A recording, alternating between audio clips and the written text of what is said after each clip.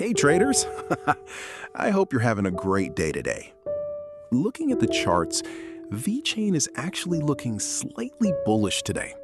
It is currently trading right around the 0.0045 to 0.0048 range. But the real question is, what's next? Are we looking at a pump, or is this a trap? Let's jump straight into the analysis and find out.